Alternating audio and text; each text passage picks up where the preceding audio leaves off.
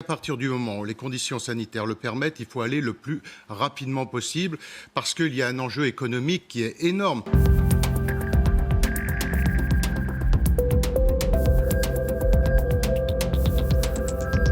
Est-ce qu'il est raisonnable d'envisager fin juin des élections alors même que les campagnes ne peuvent pas se dérouler? Moi, j'avais une tendance naturelle à penser que, au fond, les différentes échéances pouvaient être toutes, y compris les échéances sénatoriales, repoussées d'une année.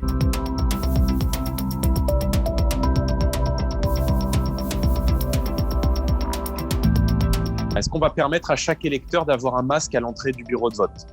Est-ce qu'on va permettre à chaque électeur de se fournir en gel hydroalcoolique avant d'entrer dans le bureau de vote et après avoir voté? Si c'est le cas, alors le second tour des élections municipales pourra être envisagé. Mais si ce n'est pas le cas, le risque sera bien trop important. Si on pense qu'il y a un risque épidémique, non, il ne faut pas qu'il ait lieu. On ne va pas recommencer ce qui s'est passé au premier tour. Il y a un enjeu économique qui est déterminant. C'est la raison pour laquelle je suis favorable à ce que les élections se tiennent le plus rapidement possible.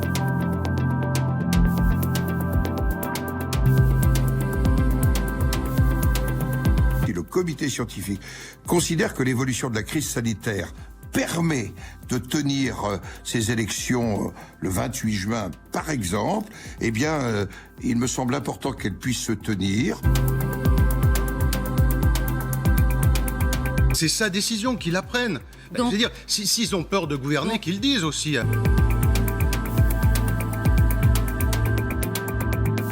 C'est à l'exécutif de décider.